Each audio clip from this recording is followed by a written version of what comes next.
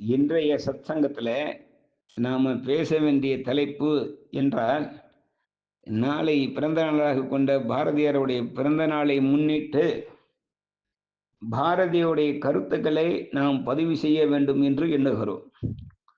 குறிப்பாக தமிழ்நாடு மொழியால் இனத்தை பிரித்து கொண்டு ஒரு பிரிவினையை பேசிக்கொண்டே இருக்கிறது. மொழி ரொம்ப ஆழ்ந்தது, நெறியானது, இதெல்லாம் நமக்கு மாற்று கருத்து இல்லை. ஆனா அந்த மொழிகளை நாம் எப்படி பயன்படுத்துகிறோம்? உறவுகளுக்காக உறவுகளை சேர்ப்பதற்காக பயன்படுத்துகிறோமா? இல்லை, மனிதர்களை பிரித்து பிரித்து பிரித்து பிரித்து தனிமைப்படுத்துவதற்காக அதை பயன்படுத்துகிறோமா என்று நமக்கு ஒரு கவலையும் வந்திருக்கிறது. ஆகவே இதற்கு உதாரணமாக பாரதியுடைய சில கவிதைகளை கூட அவர்கள் சொல்லிக் கொண்டு இருக்கிறார்கள். பாரதி சொல்லுகிறார், யாமறிந்த மொழிகளிலே தமிழ் மொழி போல் இனிதாவது எங்கும் காணும் என்ற வார்த்தையை பாரதி பயன்படுத்துகிறார்.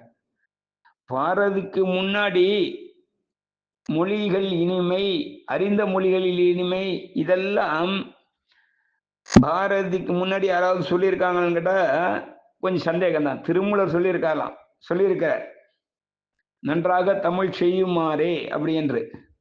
தமிழ் என்றாலே நெறி, ஒழுங்குன்னு அர்த்தம். நன்றாக என தமிழ் மொழி கற்றுக்கிட்டவர்கள் ஒழுக்கமாக இருக்க வேண்டும், நேர்மையாக இருக்க வேண்டும், எந்த விதமான வன்முறைக்கு ஆட்படாமல் இருக்க வேண்டும்.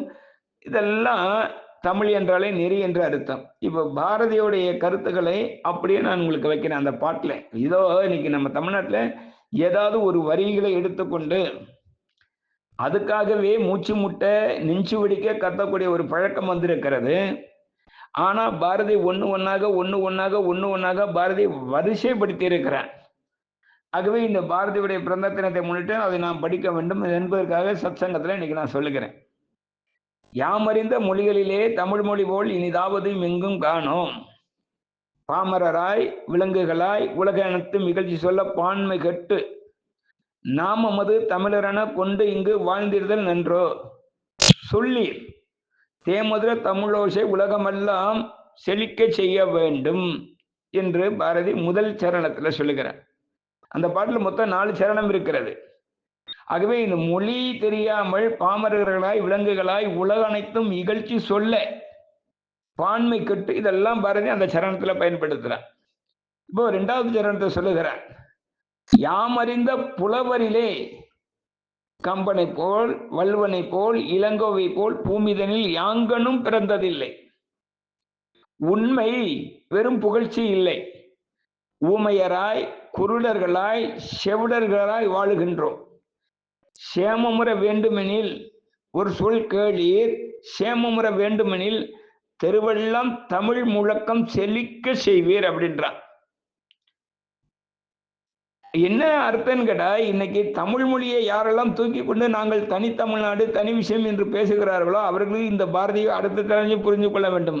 யாமறிந்த புலவரிலே கம்பனை போல் வள்ளுவனை போல் இளங்கவை போல். ஆனா இன்னைக்கு தமிழ் என்று பேசக்கூடியவர்கள் கம்பனை விமர்சிக்கிறார்கள், வள்ளுவனை ஆரியன் கைக்கூலி என்று சொல்கிறார்கள், இளங்கோவடிகளை வேசி நூல்களை எழுதியவர் என்றெல்லாம் விமர்சிக்கிறார்கள். ஆனா அவர்களைத்தான் நாம் bus stand, Periyar bus stand, Anna bus ஸ்டாண்ட்லாம் அவர்களைத்தான் வைத்திருக்கிறோம். எங்கேயுமே இவர்களை நாம் பாரதியவோ வள்ளுவனையோ நாம் வைக்கவில்லை. அப்போ நாம குருடர்களாய் தான் வாழ்ந்து கொண்டு இருக்கிறோம். இப்படிதான் 2வது சரணம் பாரதியோட சரணத்தை நாம் புரிந்து கொள்ள வேண்டியதாக இருக்கிறது. பாருங்க, மறுபடியும் சொல்றேன். யாமறிந்த புலவரிலே கம்பனை போல் வள்ளுவனை போல் இளங்கோவை போல் பூமிதனில் யாங்கனும் பிறந்ததில்லை. உண்மை வெறும் புகழ்ச்சி இல்லை. ஊமையராய் குருடர்களாய் செவிடர்களாய் வாழுகின்றோம்.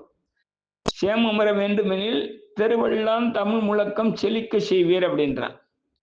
அது மாத்திரமில்லை சகோதரர்களே, 3வது சரணத்தை என்ன சொல்லுகிறான், பிறர் நாட்டு நல்லறிஞர் சாத்திரங்கள் தமிழ் மொழியில் பெயர்த்தல் வேண்டும் அப்படின்றான்.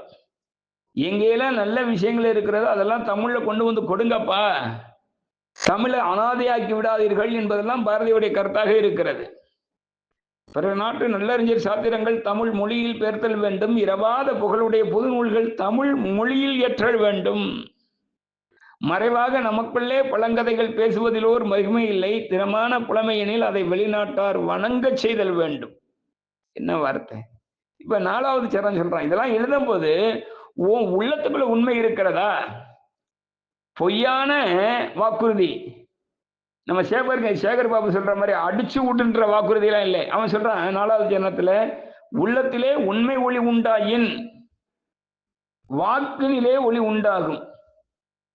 வெள்ளத்தின் பெருக்கை போல் கலை பெருக்கும் கவி பெருக்கும் மேவுமாயின் பள்ளத்தில் வீழ்ந்திருக்கும் குருடர் எல்லாம் வெளிப்பெற்று பதவி கொள்ளுவர். செல்லுற்ற தமிழ் அமுதின் சுவை கண்டார் இங்கு அமரர் கண்டார் கான் என்றெல்லாம் அந்த பாட்டு முடிகிறது. ஆகவே நாம் எந்த ஒரு விஷயத்துக்காக நாம் தமிழ் என்று சொல்லுகிறோமோ அப்படி தமிழுக்கு ஆதாரமாக இருக்கக்கூடிய புலவர்களை பற்றி நாம் படிக்க வேண்டும். தமிழுக்கு ஏதுவாக பிற நாட்டு மொழிகள் எல்லாம் தமிழ்ல மொழிபெயர்க்க வேண்டும். அதுக்கப்புறமா அந்த மொழிபெயர்க்கக்கூடியதோ எழுதக்கூடியதோ படைக்கக்கூடியவனுக்கு உள்ளத்திலே உண்மை ஒளி இருக்க வேண்டும். இதெல்லாம் பாரதி விரும்புகிறான். ஆகவே பாரதியுடைய 144வது பிறந்த தினம் 1882 அவர் பிறக்கிறார், டிசம்பர் மாதம் 11ஆம் தேதி. ஆகவே இந்த பிறந்த தினத்தை நாம் ஒரு 4 விதமாக கொண்டாட வேண்டும் என்று நாம் விரும்புகிறோம். ஒன்று, தனி மனிதனாக நான் பாரதிக்கு எப்படி விழா எடுப்பது, குடும்பத்துடன் சேர்ந்து எப்படி விழா எடுப்பது, உறவுகளுடன் சேர்ந்து எப்படி விழா எடுப்பது, சமுதாயத்துடன் கிராமத்துடன் சேர்ந்து எப்படி விழா எடுப்பது என்று நாம் சிந்தனை செய்ய வேண்டும் என்று விரும்புகிறோம். ஜெய் ஹிந்த்.